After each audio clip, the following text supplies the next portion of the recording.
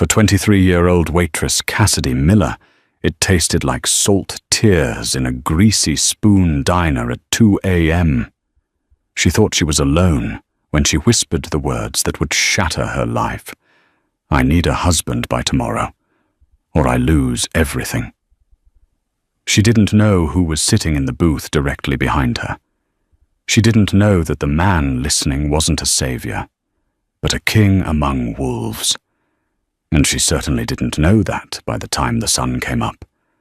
She'd be wearing the ring of the most dangerous man in Chicago. This isn't a fairy tale. This is a contract signed in blood.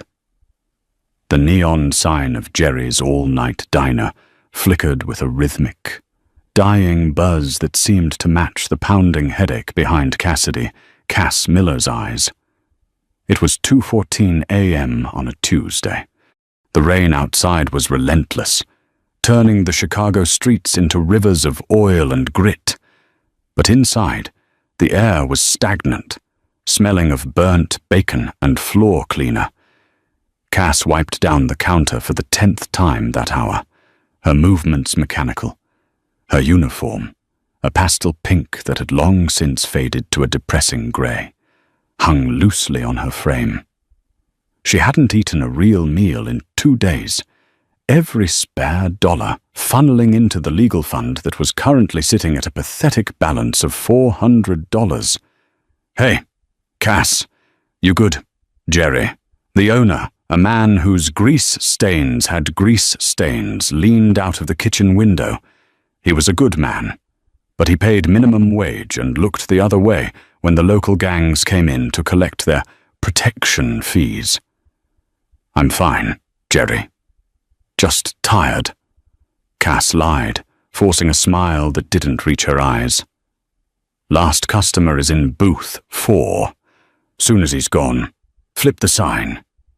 Cass glanced toward the back of the diner. Booth 4 was the one furthest from the door, shrouded in shadow because the overhead bulb had blown 3 weeks ago, and Jerry was too cheap to replace it. She could barely make out the figure sitting there. He had been there for an hour, nursing a single black coffee. He wore a heavy charcoal coat, the collar turned up, and he hadn't looked at his phone once. He was just staring, not at her, but at the rain streaking the window. She grabbed the coffee pot and walked over. "Top off, sir." The man didn't jump. He didn't even flinch. He just slid his mug slightly to the right. "Please." His voice was a low rumble, like gravel shifting under tires. As she poured, she caught a glimpse of his hand. It was large, scarred across the knuckles, and on his pinky finger sat a heavy silver ring with an insignia she couldn't make out. He looked up then. His eyes were a startling, icy blue, cutting through the dim light like lasers. He had the kind of face that belonged on a magazine cover or a wanted poster, sharp jawline, stubble that looked intentional, and a hardness that made her breath hitch. "Thanks," he said, dismissing her with a nod. Cass retreated to the counter, her heart hammering for reasons she couldn't explain. She pulled her phone out of her apron. One missed call. Mrs. Gable, Department of Child Services. Her stomach dropped through the floor. She dialed the number, retreating to the small, cramped break area behind the pie display case. She knew Mrs. Gable wouldn't answer at 2 a.m., so she hit voicemail. But then she saw the text message that had come in 5 minutes ago. Hearing moved up. 9 o'clock a.m. tomorrow. Judge wants to see a stable home environment. If you are still single and living in that studio, Mia goes to foster care. This is final notice. The phone slipped from her fingers, clattering onto the linoleum. Cass sank to the floor, pulling her knees to her chest. Mia, her 6-year-old sister, the only good thing left in a world that had taken their parents in a car crash 6 months ago. The state argued that a 23-year-old waitress working double shifts in a studio apartment wasn't stable. They wanted a two-parent household. They wanted income verification. They wanted a husband. A sob ripped through her throat before she could stop it. Then another. She buried her face in her apron, trying to stifle the sound. But the dam had broken. "I can't lose her," she whispered into the fabric, her voice cracking. "God, please, I need a miracle. I need a husband by tomorrow." It was a ridiculous, hysterical thing to say. A plea to a universe that had stopped listening years ago. She cried until her chest ached, the hopelessness settling over her like a heavy shroud. She wiped her eyes aggressively, sniffing, and stood up. She had to clean booth 4. She had to go home. She had to pack Mia's bags because tomorrow she was going to lose her. She walked out from behind the counter, composing her face into a mask of numbness. She grabbed the check pad and walked to booth 4. The man was still there, but he wasn't looking at the window anymore. He was looking directly at her. "Here's the check. Sir, we're closing in. Sit down." It wasn't a request. It was a command, delivered with such calm authority that Cass found herself sliding into the booth opposite him before her brain could protest. "Excuse me," she stammered, gripping her notepad. "Sir, I can't." "You need a husband by tomorrow," he said. He didn't ask. He stated it as a fact. Cass froze. The blood drained from her face. "You were listening. You weren't exactly whispering." "Tesoro," he replied, his accent thick and unplaceable. "And the walls in this dump are paper-thin." "That's none of your business," Cass snapped, standing up. "Pay your bill and leave." The man reached into his coat pocket. Cass flinched, expecting a gun.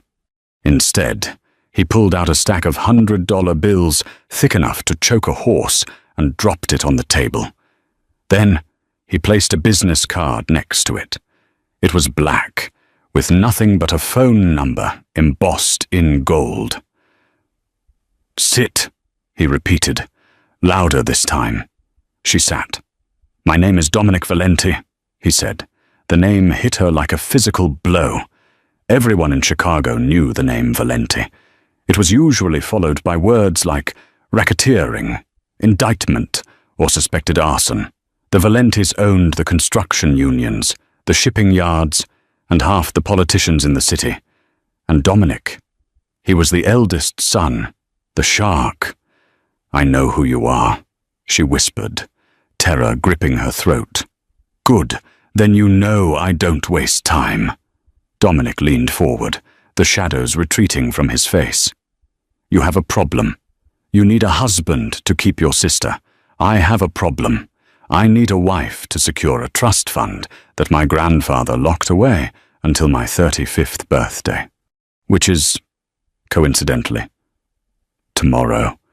Cass stared at him, her mouth slightly open. "You're joking. Do I look like a man who tells jokes?" He didn't. He looked like a man who signed death warrants while eating breakfast. "I need a woman with no criminal record, no connections to my rivals, and enough desperation to not ask questions." Dominic continued, his eyes scanning her face, as if appraising a used car. "You check every box. You want to marry me?" Cass asked, her voice trembling. "A waitress." "I want a business arrangement," Dominic corrected. "We go to City Hall at 8 a.m. We sign the papers. You get the stable home you need for the judge. I'll buy a house in the suburbs or put it in your name. If that helps the case, I get access to my grandfather's legacy." "And then what?" Cass asked, her mind racing. "We just divorce." Dominic's expression darkened. A muscle in his jaw ticked. "We stay married for 1 year. That is the stipulation of the trust. 1 year of playing house. You live your life. I live mine, but in public, you are Mrs. Valenti. You wear the ring. You smile at the galas. You don't speak to the press. And if I say no, Dominic gestured to the empty diner, then you walk out of here, go to your hearing tomorrow alone, and watch them take your sister away. It was cruel. It was manipulative. It was exactly the kind of leverage a man like Dominic Valenti used to build an empire. Cass looked at the money on the table. It was more than she made in 6 months. She looked at Dominic, this lethal, beautiful, terrifying stranger. Every instinct in her body screamed when he was dangerous. His world was made of bullets and blood. But then she thought of Mia. She thought of Mia's small hands gripping her shirt when the thunder got too loud. She thought of the promise she made to their dying mother. I will keep us together. 1 year, Cass asked, her voice barely audible. 365 days, Dominic confirmed. After that, you get $5 million and a clean divorce. You and your sister never have to work again. $5 million. It was an abstract number, like the distance to the moon. Why me? She asked. You could have any model or socialite in the city. Models talk, Dominic said, his gaze dropping to her faded name tag. Socialites have fathers who ask questions. You, Cassidy, you're invisible. And right now, invisible is exactly what I need. He slid the stack of cash toward her.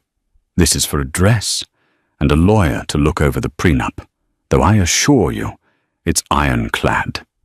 Meet me at the clerk's office on Clark Street at 7:45 a.m.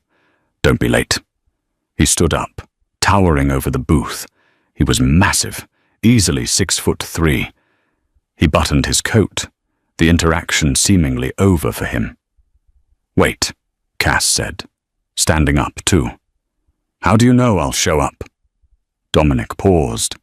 He turned back, and for a split second, something flickered in those ice-blue eyes, something that wasn't just cold calculation. It looked almost like admiration, or maybe it was just pity.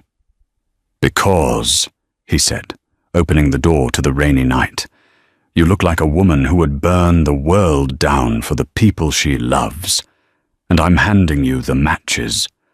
The bell above the door chimed, and he was gone. Cass stood alone in the diner, the smell of his expensive cologne lingering in the air, mixing with the scent of stale coffee. She looked down at the table. The cash was real. The card was real. She wasn't invisible anymore. She had just made a deal with the devil. The Cook County Clerk's office was a drab, fluorescent-lit purgatory where romance usually went to die amidst paperwork and long lines. But when Dominic Valenti arrived, the lines miraculously disappeared. Cass stood by the metal detector at the entrance, shivering despite the wool coat she had bought at a 24-hour thrift store an hour ago. She hadn't slept. She had spent the night scrubbing her apartment, packing Mia's things, and staring at the ceiling, wondering if she was insane. She wore a simple white dress she'd found on a clearance rack. It was modest, knee-length, and the only thing that made her look remotely like a bride and not a tired waitress. A black SUV, sleek and armored like a tank, pulled up to the curb. The driver, a man with a neck thick enough to stop a shovel, got out and opened the back door. Dominic stepped out. If he looked intimidating in a diner booth, he was devastating in daylight. He wore a 3-piece black suit that fit him like a second skin, tailored to emphasize the breadth of his shoulders. He wore sunglasses despite the overcast sky. He walked straight to her, ignoring the stares of passers-by. He didn't smile. He didn't offer a greeting. He simply looked her up and down. his gaze lingering for a fraction of a second on the simple dress. "You're here," he said. "I'm here," Cass replied, clutching her purse. "Did you mean what you said about the house? The judge needs to see it's handled." Dominic cut her off. He extended his arm. "Let's go." Taking his arm felt like touching a live wire. He was solid, warm, and smelled of sandalwood and danger. As they walked into the building, 2 security guards immediately stepped aside, nodding deferentially to Dominic. "Mr. Valenti, we have the judge waiting in the private chambers." "Private chambers," Cass whispered as they were ushered past a room full of waiting couples. "I don't wait in lines." "Cassidy," Dominic murmured, guiding her through a heavy oak door. The ceremony, if you could call it that, took 5 minutes. There were no vows of love, no poetry, just a grey-haired judge who looked nervous and kept wiping sweat from his forehead. "Do you, Dominic Santino Valenti, take this woman?" "I do." Dominic's voice was flat, devoid of emotion. "And do you, Cassidy Marie Miller?" Cass looked at Dominic. Up close, she could see a small scar above his left eyebrow. She wondered how he got it. She wondered if she was making the biggest mistake of her life. Then she thought of the foster care system. "I do," she said, her voice firm. Dominic turned to his bodyguard, who handed him a small velvet box. Dominic opened it, revealing a ring that made Cass gasp. It was a vintage diamond, easily 4 carats, set in platinum with intricate filigree. It looked like something stolen from a museum. He took her hand. His skin was rough against hers. He slid the ring onto her finger. It was slightly loose. "It belonged to my grandmother," he said quietly, only for her to hear. "Don't lose it." "I won't," she breathed. "I now pronounce you husband and wife," the judge said, stamping the paperwork with a heavy thud. "You may kiss the bride." Cass froze. They hadn't discussed this. Dominic turned to her. He removed his sunglasses, revealing those piercing eyes. He stepped closer, invading her personal space until she had to tilt her head back to look at him. "Make it look real," he whispered. He placed one hand on the small of her back, pulling her flush against him, and cupped her jaw with the other. His thumb grazed her lower lip, sending a jolt of electricity straight to her toes. Then he kissed her. It wasn't a chaste peck. It was possessive, demanding. His lips were firm and hot, moving against hers with a practiced intensity that made her knees buckle. For a terrifying second, Cass forgot about the contract, the money, and the danger. She just felt him. She melted into him, her hands instinctively clutching the lapels of his suit. He pulled away slowly, his eyes dark. He stared at her for a beat longer than necessary, his breathing slightly heavier. "Good," he said, putting his sunglasses back on. "Let's go get your sister."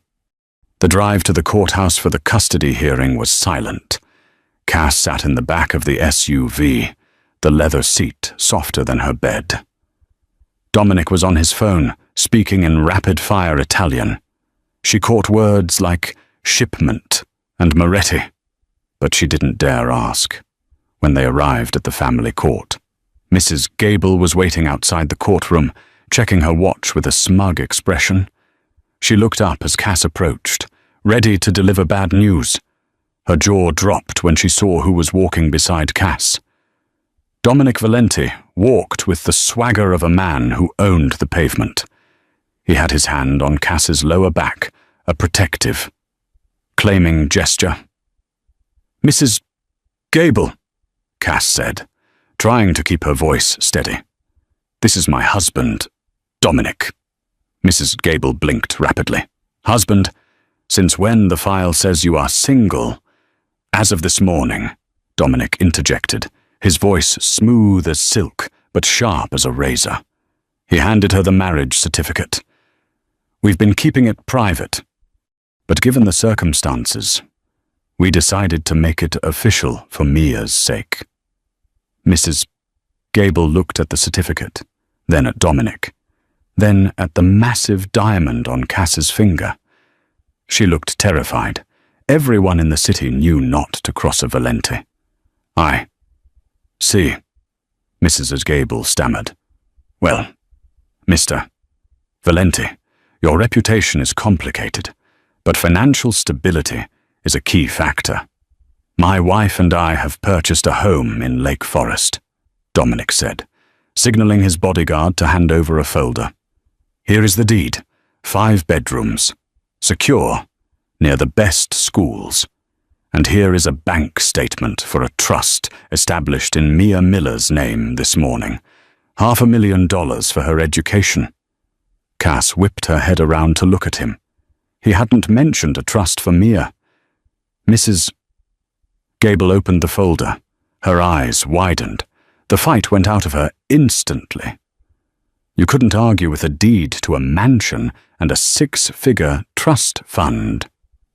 "Well," Mrs. Gable said, closing the folder, "it seems circumstances have changed dramatically. If the home visit checks out next week, I see no reason to remove the child." Cass felt tears prick her eyes. She let out a breath she felt like she'd been holding for months. "Thank you." "Don't thank me," Mrs. Gable said, eyeing Dominic nervously. "Just be careful. Ms. Miller, Mrs. Valenti." They walked out of the courthouse an hour later, full custody papers in hand. Cass felt lightheaded. "You put $500,000 in a trust for Mia?" she asked as they reached the car. Dominic lit a cigarette, shielding the flame from the wind. "Pocket change. Besides, it sells the lie.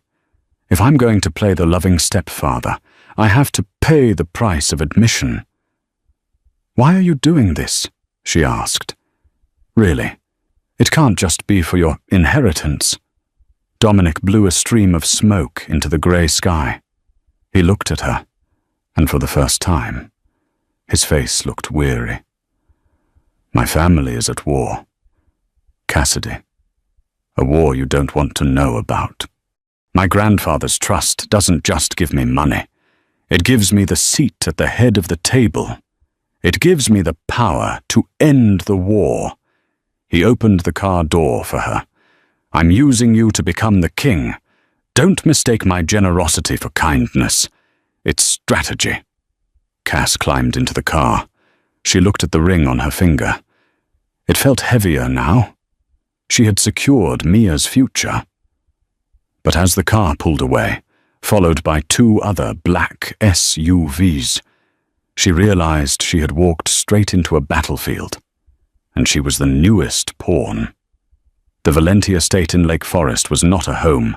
It was a fortress disguised as a French chateau, surrounded by 12-foot iron gates and patrolled by men who looked more like private military contractors than security guards. The mansion sat on 10 acres of manicured silence. For the first week, Cass felt like an intruder in her own life. She and Mia had been moved from their crumbling studio apartment into a suite of rooms that was larger than the entire diner where she used to work. Mia was ecstatic, running through the halls with a newfound freedom, marveling at the indoor pool and the endless supply of snacks in the industrial-sized kitchen. But for Cass, the silence was deafening. Dominic was a ghost. He left before dawn and returned long after she had gone to bed. The only proof of his existence was the fresh pot of coffee in the morning and the occasional scent of sandalwood lingering in the hallway. She saw him on the news. Though, Channel 5 reported a suspicious fire at a warehouse in the shipping district, a warehouse owned by the Sabatini family, the Valenti's bitter rivals. Cass watched the footage of the flames, clutching her tea, wondering if her husband had lit the match. On the 7th day, the ghost appeared. Cass was in the kitchen, trying to convince the stern housekeeper, Mrs.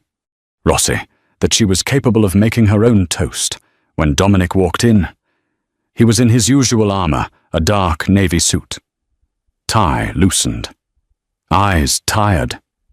"Leave us," Dominic murmured to Mrs. Rossi. The woman vanished instantly. Cass leaned against the marble island, crossing her arms. "I was beginning to think you lived at the office."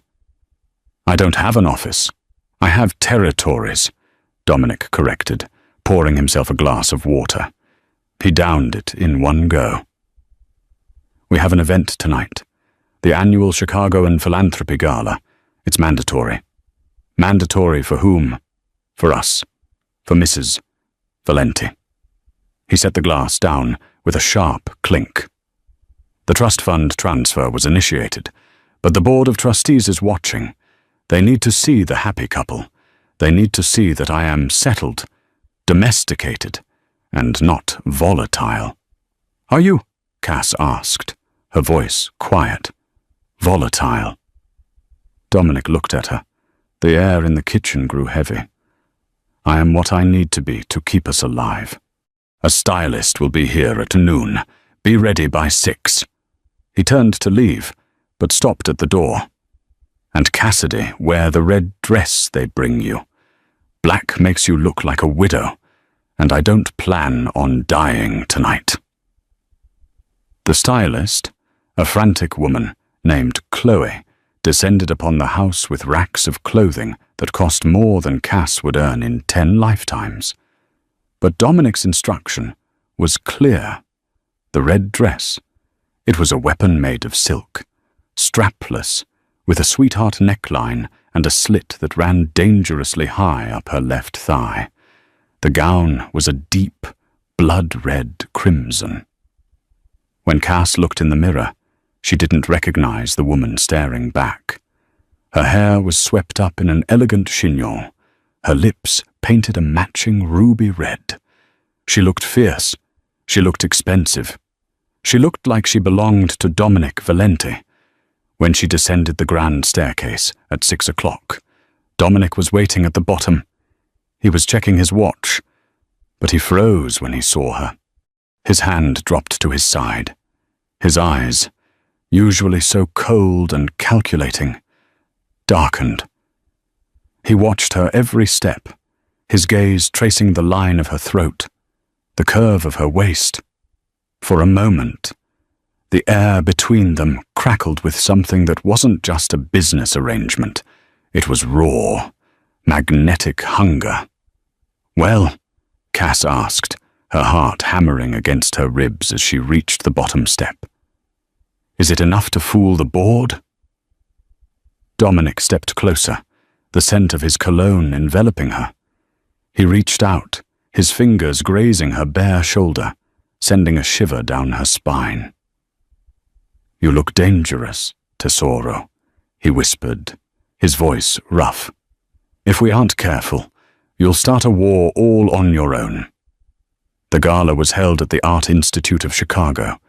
The room was a sea of tuxedos and designer gowns, filled with the city's elite politicians, judges, CEOs, and the unspoken underworld kings who pulled their strings. When Dominic and Cass entered, the room went silent. It was a tangible drop in volume, heads turning, whispers igniting behind champagne flutes. Dominic placed a possessive hand on the small of her back, guiding her through the crowd like a shark parting a school of fish. "Smile," he murmured in her ear. "They're all waiting for a crack in the facade." Cass smiled until her cheeks hurt. She shook hands with senators who looked at Dominic with fear and at her with pity. She played the part. "Yes, we're so happy. Yes. The house is lovely. No, we haven't set a honeymoon date yet. Dominic is so busy." But the tension shifted when a man approached them near the ice sculpture. He was older than Dominic, with silver hair and a smile that didn't reach his reptilian eyes. He was flanked by two men who were clearly armed under their jackets. "Dominic," the man said, spreading his arms. "And the new bride, I must say, you work fast. I didn't even know you were dating." Dominic's grip on Cass's waist tightened, almost to the point of pain. "Lorenzo, I didn't think you'd show your face after the unfortunate electrical fire at your warehouse this week." Lorenzo Sabatini, the rival Don. Lorenzo laughed, a dry, rasping sound. "Insurance covers fires, Dominic, but it doesn't cover broken hearts." He turned his gaze to Cass, his eyes raking over her with unsettling familiarity. "You're a lovely thing, much too pretty for a butcher like a Valenti. Tell me, my dear, did he tell you about his first wife?" Cass froze. "First wife? Careful, Lorenzo," Dominic warned, his voice dropping to a lethal growl. "Oh, she doesn't know." Lorenzo feigned surprise. "She died in a car accident. Brakes failed, or were cut. Depends on who you ask. A tragic business. Dominic has a habit of losing the things he loves." Lorenzo stepped closer to Cass, invading her personal space. "If you ever get tired of living in a fortress, Mrs. Valenti, give me a call. I treat my possessions with much more care." Before Cass could react, Dominic moved. It was a blur of motion. He grabbed Lorenzo's wrist, twisting it subtly, but with enough force that Lorenzo winced. "Touch her again," Dominic whispered, loud enough for only them to hear. "And I will burn the rest of your city to the ground, with you inside it." He shoved Lorenzo back. The tension in the room spiked. Security guards started to move in. "Let's go," Dominic said, grabbing Cass's hand. He didn't wait for goodbyes. He dragged her toward the exit, his body radiating fury. "Dominic, wait!" Cass gasped as he pulled her out into the cool night air. "What did he mean? Your first wife. You never told me. Get in the car!" Dominic roared, shoving her into the waiting SUV. He climbed in after her, slamming the door. "Drive!" he barked at the driver. As the car peeled away from the curb, Cass turned to him, anger overriding her fear. "You lied to me. You said I was safe. You said this was just business. That man, he threatened me. And who was his wife? Was she murdered?" Dominic stared out the window. His jaw clenched so hard, a vein throbbed in his temple. "She wasn't murdered. Cassidy. She was collateral damage, just like you will be if you don't shut up and let me think." "I am not collateral damage," Cass yelled. "I am your wife, even if it's fake. I am the one wearing the target." "You think this is fake?" Dominic turned on her, his eyes blazing. "The paper is real. The ring is real. The target is real. Lorenzo wasn't flirting with you. Cassidy, he was marking you. He was telling me that he knows my weak point." "Me," Cass breathed. "I'm your weak point. We've known each other for a week." "It doesn't matter," Dominic said, his voice dropping, sounding suddenly exhausted. "You are a Valenti now. And in my world, that means you are hunted." Suddenly, the driver shouted, "Boss 2 bogies, coming up fast on the rear. No plates." Dominic cursed. He reached under his seat and pulled out a submachine gun. "Get down," he shouted at Cass. And then the back window shattered. The sound of gunfire inside a closed vehicle was deafening. Cass screamed, throwing herself onto the floor of the SUV as glass rained down on her red dress. The car swerved violently, tires screeching against the asphalt. "Matteo evasive maneuvers get us to the safe house," Dominic yelled, leaning over the seat to return fire through the shattered rear window. The tat-tat-tat of his weapon vibrated through the floorboards against Cass's cheek. The car slammed into something, another car, and spun. Cass was thrown against the door panel, her head cracking against the leather. The world spun. "Hold on." Dominic's hand was on her neck, pushing her down, shielding her body with his own.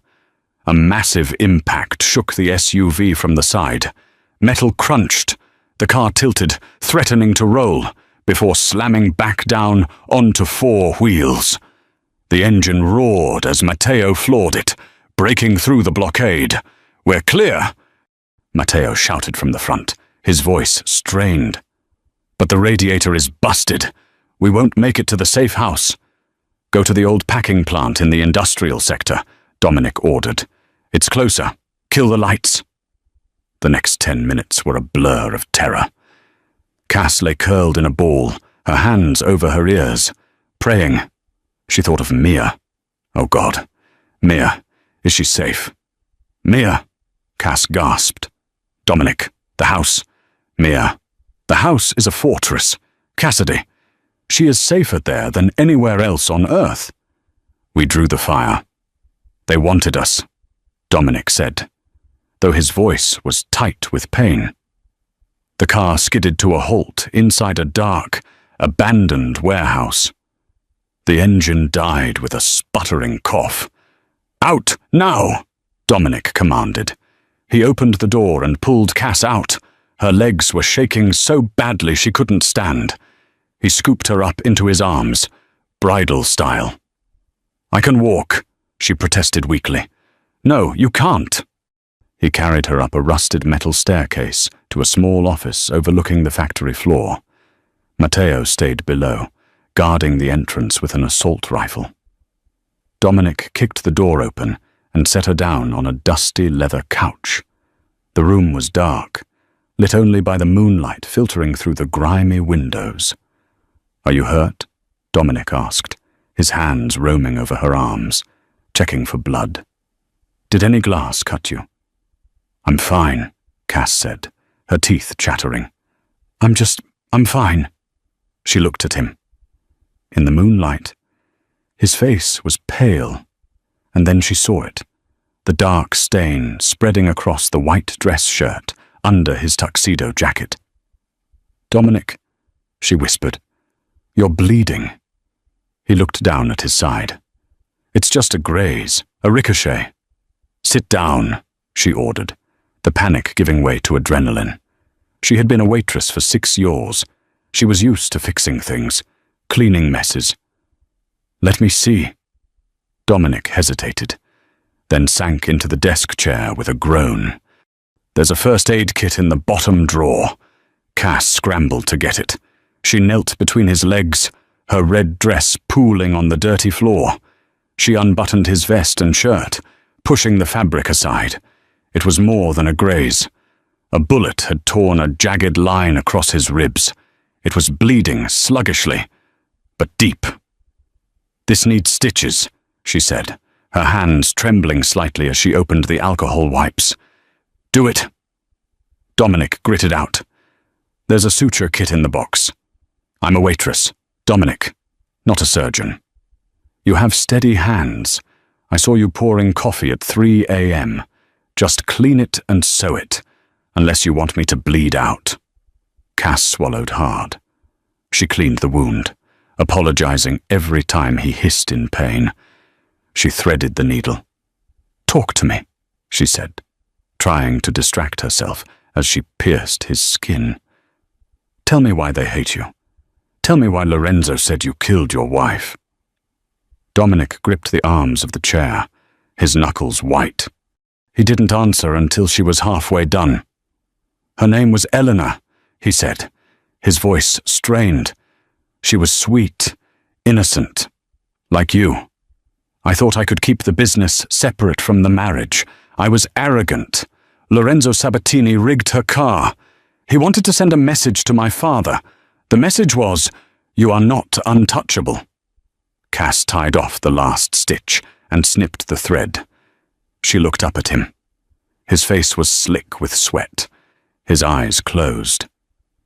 "So you built the walls," she said softly. "You became the shark to make sure no one could ever hurt you again." Dominic opened his eyes. They were blue fire. "No, I became the shark so I could kill them all. Every single person who had a hand in it. Lorenzo is the last one left." He reached out, his hand cupping her cheek. His thumb brushed away a smudge of dirt. "I didn't want this, Cassidy. I didn't want another wife. I didn't want to drag another innocent woman into this hell. But my grandfather's trust, it controls the commission. If I don't get that seat, Lorenzo takes over the city. And if Lorenzo takes over, the streets run red with blood. I married you to save Chicago." "You married me to save yourself," Cass whispered. "Maybe," he admitted. His gaze dropped to her lips. The adrenaline was fading, replaced by something heavier, hotter. They were alone in the dark, the smell of gunpowder and blood in the air. He was shirtless, wounded, dangerous. She was in a ruined ball gown. "You should be afraid of me," Dominic murmured, leaning closer. "I am," Cass said. But she didn't pull away. He kissed her. This time, there was no audience. There were no cameras. It was desperate and raw, tasting of copper and fear. Cass's hands found their way into his hair, pulling him closer. For a moment, she forgot the contract. She forgot that he was a criminal kingpin. She just wanted to feel alive, and he was the most alive thing she had ever touched. Dominic groaned low in his throat, pulling her onto his lap, mindful of his wound. His hand slid up her thigh, gripping the silk of her dress.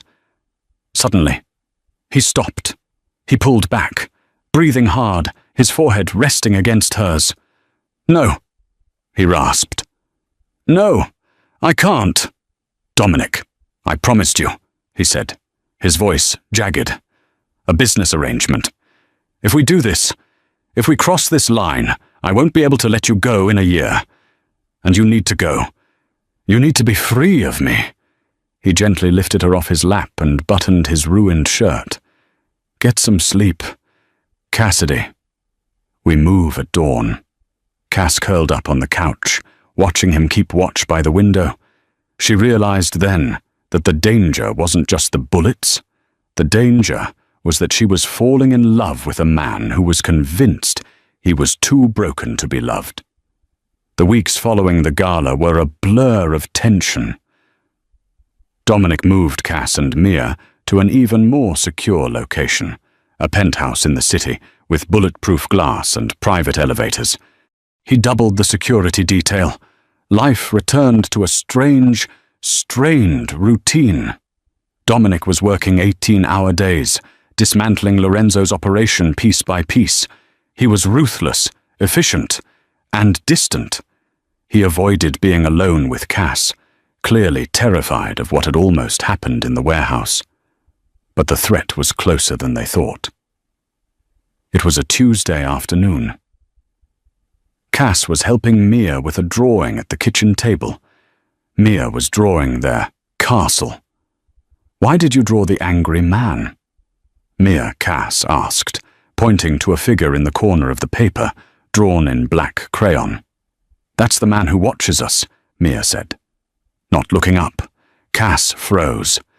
"The security guard's Matteo?" "No." Mia shook her head.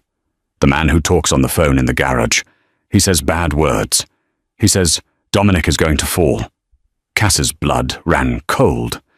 "Mia, who? Which man?" Mia pointed to the kitchen door. Just then, a man walked in. It was Uncle Sal. Salvatore Valenti, Dominic's uncle, was the family consigliere. He was a jovial, rotund man who always brought Mia candy. He was Dominic's most trusted advisor. "Hey, Princess," Sal beamed. "Walking in." "Cassidy, darling, just stopped by to drop off some files for Dom." Cass stared at him, Her heart was pounding so hard she thought he could hear it. He says Dominic is going to fall. "Sal," Cass said, forcing a smile. "Coffee." "Love some." As Sal turned to the coffee machine, Cass saw his phone buzz on the counter. A text message popped up on the lock screen. "Package ready. Tonight. The docks. L.S. L.S. Lorenzo Sabatini." The room spun. Uncle Sal was the leak. He was the one feeding information to Lorenzo. He was the reason they were ambushed at the gala. Cass knew she had to act, but she couldn't let Sal know she knew. She poured the coffee with shaking hands. "Actually, Sal," she said, checking her watch. "I have to run. I promised to take Mia to the dentist." "Oh, I didn't see it on the schedule," Sal said, his eyes narrowing slightly. "Matteo is downstairs. He'll drive you." "No," she said too quickly. Then she softened her tone. "I mean, we're just taking a cab. It's close. I want to feel normal for a bit." Sal studied her. For a second, the jovial uncle mask slipped, revealing the cold calculation of a mobster. Then he smiled. "Of course. Be safe." Cass grabbed Mia and ran. Once they were in the elevator, she called Dominic, straight to voicemail. She called Matteo, voicemail. She hailed a cab. "Where to, lady?" Cass's mind raced. She couldn't go to Dominic's office. Sal might have men there. She couldn't go back to the diner. She had to get Mia safe, then warn Dominic. The police station? No, the Valentis owned the police. The airport? Too obvious. "Drive," she told the cabbie. "Just drive north." She texted, "Dominic, Sal is the traitor. He's working with Lorenzo. Do not go to the docks." She hit send. 10 seconds later, her phone rang. It wasn't Dominic. It was an unknown number. She answered, her hand trembling. "Hello." "Mrs. Valenti." A smooth, reptilian voice purred. It was Lorenzo. "I see you've figured out our little puzzle. Clever girl."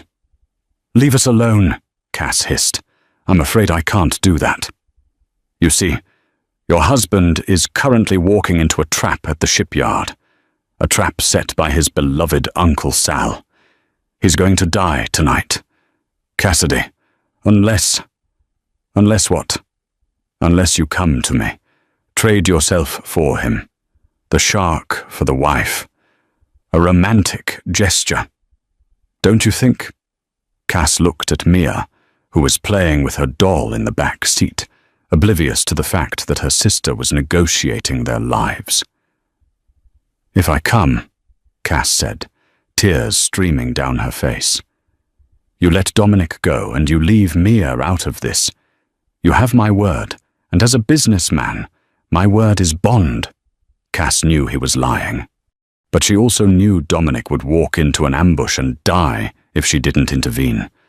She had to buy time. "Where?" she asked. "Warehouse 4. The same one you escaped from. Fitting, isn't it?" Cass hung up. She looked at the cab driver. "Stop here." They were in front of a public library. She turned to Mia. "Mia, listen to me. You are going to go into this library. You are going to find the librarian. Mrs. Higgins, she's nice. Remember we met her. You tell her your name, and you tell her to call Mrs. Gable from Social Services. You stay with her. Do not leave with anyone but me or Dominic. Do you understand? Cass, you're scaring me." Mia whimpered. "I know, baby. I know. But I need you to be brave, like a princess in a tower. Can you do that?" Mia nodded, tears in her eyes. Cass watched Mia run into the library. She waited until she saw the security guard inside approach her. Mia was safe. Cass took a deep breath. She looked at her wedding ring. The heavy diamond glinted in the afternoon sun. "Okay," she whispered to the empty cab. "Let's go to the warehouse." She wasn't a waitress anymore. She was Mrs. Valenti, and she was going to burn the world down to save her husband. The warehouse district was a graveyard of industry, smelling of wet concrete and rust. Cass paid the cab driver with the last of the cash Dominic had given her a lifetime ago, it seemed. She pushed open the corrugated metal door of Warehouse 4, a sliver of yellow light spilling onto the rain-slicked pavement. The interior was vast. In the center, illuminated by harsh industrial lights, sat Lorenzo Sabatini. To his right stood Uncle Sal, sweating profusely. Flanking them were 4 armed guards. "Mrs. Valenti," Lorenzo purred, his voice echoing. "Punctual. Coming here without your husband's dog's bold, or stupid." Cass walked forward, hands visible. "Where is he? You said you'd let him go if I came." Lorenzo laughed. "Dominic isn't here yet. But he's on his way. He's tracking your phone, isn't he? You led him right to the slaughter." Cass's blood ran cold. She hadn't saved him. She had baited the hook. She looked at Sal, betrayal stinging her eyes. "Sal, how could you? He's your blood." "Trust doesn't pay the debts, Cassidy," Sal mumbled, refusing to meet her gaze. "Dominic, he's out of control. Lorenzo offered a way out." "You sold your nephew for poker chips," she spat. Lorenzo stood up, pulling a silver pistol from his jacket. "Enough family drama. When Dominic walks through that door, my men will end this." He stepped toward Cass, reaching out to touch her hair. "A shame to waste you. Maybe I'll keep you as a souvenir." "Don't touch her." The voice was low, lethal, and vibrated through the floorboards. The main bay door at the far end of the warehouse began to rise. Rain lashed against the concrete floor as the gap widened. Silhouetted against the stormy Chicago skyline stood Dominic Valenti. He was alone. No backup, just a man in a black trench coat. "Shoot him!" Sal screamed, his voice cracking. "Kill him now!" The 4 guards raised their rifles. Click. The sound of metal on metal echoed through the silence. The guards pulled their triggers, but nothing happened. No gunfire, just the hollow click of empty chambers. Dominic walked forward. "You should check your payroll, Lorenzo. My men pay your guards double what you do, and they pay them to forget to load their weapons." Lorenzo's eyes widened in horror. His guards dropped their useless rifles and backed into the shadows. Bought and paid for. "Traitors!" Lorenzo screamed. He raised his silver pistol, the only loaded weapon left, and aimed it at Dominic. "No!" Cass screamed. She lunged at Lorenzo, grabbing his arm. Bang! The gun went off, the sound deafening. Cass felt a searing heat graze her arm, but she dug her nails into Lorenzo's wrist. He backhanded her, a brutal strike that sent her sprawling to the concrete. "Cassidy," Dominic roared, the sound tearing from his throat. Lorenzo leveled the gun at Cass. "Stay back. Dominic, or she dies." Dominic froze 20 feet away. He slowly lowered his own gun to the floor. "Let her go. Take me. I'll take both." Lorenzo sneered. Cass looked at Dominic. He was ready to die for her. She saw a rusted pipe on the floor near her hand. She grabbed it and swung with all her might, smashing it into Lorenzo's shin. Bone crunched. Lorenzo howled, his aim faltering. That split second was all Dominic needed. He charged, tackling Lorenzo with the force of a freight train. They crashed into the table, the gun skittering away. Dominic pinned Lorenzo to the ground and rained down punches, brutal, efficient blows fueled by years of rage. This is for Eleanor, thud. This is for my father, thud. And this is for my wife. He landed a final blow that left Lorenzo unconscious. Dominic stood up, chest heaving, knuckles bloody. He turned to Sal. Uncle Sal had scrambled to pick up the silver pistol. He pointed it at Dominic with shaking hands. "Stay back. Dom, I had to do it." Dominic looked at his uncle with profound sadness. "You want respect? Sal, take it. Shoot me. Become the Don. But know this the moment you pull that trigger. You lose the only family you have left." Sal's hand shook violently. He looked at Dominic, then at the unconscious Lorenzo. With a sob, he dropped the gun and fell to his knees. "I'm sorry." "Dom?" Dominic walked over and placed a hand on his shoulder. "Matteo is outside. He will take you to the airport. You have a one-way ticket to Sicily. If you ever set foot in Chicago again, I will kill you myself." Sal nodded frantically and ran into the rain. Dominic rushed to Cass, falling to his knees to inspect her bleeding arm. "He shot you. God, Cassidy, I'm so sorry." "It's just a scratch." She winced. "Dominic, you came." "Sure. I would have burned the city down to find you," he choked out, pulling her into his arms. "Why did you risk it?" "Because," Cass whispered, looking into his eyes. "I need a husband by tomorrow, remember?" Dominic let out a broken laugh, resting his forehead against hers. "You're crazy. I learned from the best." He kissed her, then a promise sealed not in ink, but in blood and survival. "Let's go home," Dominic whispered. "Let's go get Mia."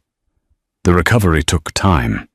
Not just the physical wounds. Cass's arm healed in a few weeks, leaving a thin white scar that she secretly liked because it proved she was a survivor.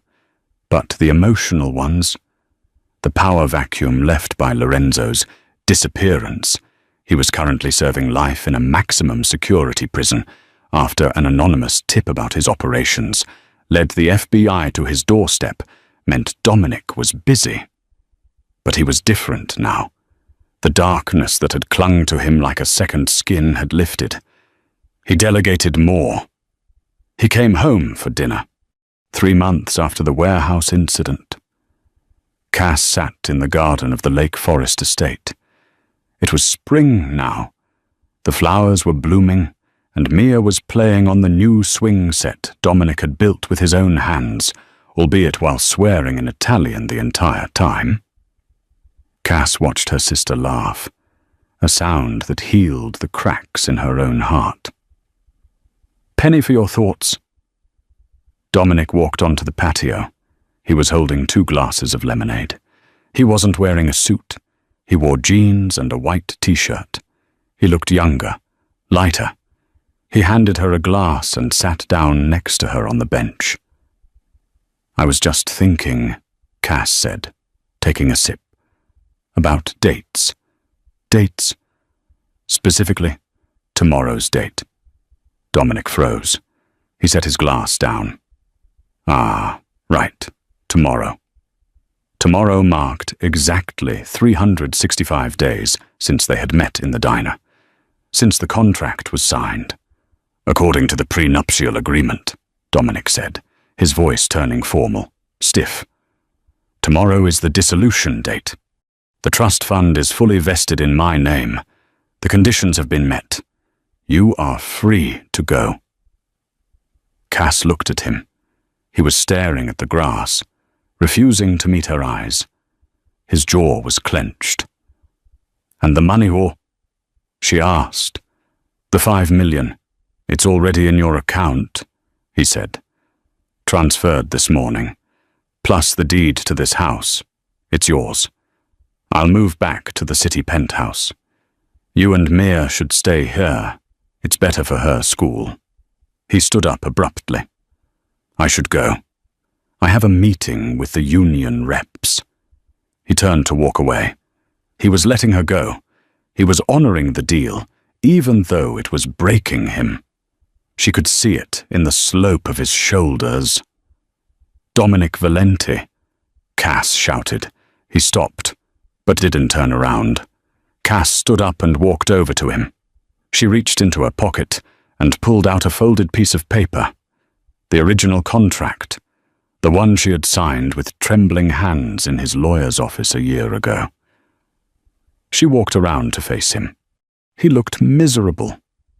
"You're firing me?" she asked. "I'm fulfilling the agreement," he rasped. "You wanted safety. You wanted money. You have it. You don't need a dangerous man in your life anymore. Cassidy, you deserve sunlight. Not shadows?" "You idiot," she said affectionately. She held up the contract, and then, with a sharp rip, she tore it in half, then in quarters. She let the pieces flutter to the grass like confetti. Dominic stared at the paper, then at her, his eyes widening. "What are you doing?" "I'm voiding the contract," she said. "I don't want the $5 million, and I don't want a divorce." "Cassidy, be reasonable. I am." "You are the man who put a trust fund in my sister's name before you even knew me," she interrupted. "You are the man who took a bullet for me. You are the man who builds swing sets and hates every minute of it, but does it anyway because Mia asked." She stepped closer, grabbing the lapels of his t-shirt. "I don't need a husband by tomorrow. Dominic, I already have one, and I intend to keep him. Unless you don't want me." Dominic let out a groan and pulled her against him, burying his face in her hair. "Want you, Dio? Cassidy, I haven't been able to breathe without you for 6 months. I love you. I love you so much it terrifies me." "Good," she whispered against his chest. "Then show me." He lifted her face and kissed her. It was a kiss of relief, of joy, of a future that wasn't written in blood or contracts, but in choice. "Ew, are you guys kissing again?" Mia's voice rang out from the swing set. Dominic broke the kiss, laughing, a genuine, deep laugh that rumbled in his chest. He kept his arm around Cass's waist and turned to look at the little girl who had started it all. "Yes. Piccola, we are," Dominic called back. "Get used to it." He looked down at Cass, his eyes shining. "So, Mrs. Valenti, what are we going to do with the rest of our lives?" Cass smiled, resting her head on his shoulder. "I don't know, but I think we should start by replacing those drapes in the living room. They're hideous." Dominic groaned. "I picked those out." "Exactly." The sun set over the estate, casting long golden shadows across the lawn. The fortress had become a home. The waitress had become a queen. And the shark. He had finally found the one thing worth fighting for that didn't require a gun. He had found peace. And that is the story of Cassidy and Dominic, from a desperate plea in a diner to a love that survived bullets and betrayal. They proved that sometimes the most dangerous risks are the ones we take with our hearts. It turns out, Cassidy didn't just save her sister that night. She saved the soul of a man who thought he was beyond redemption.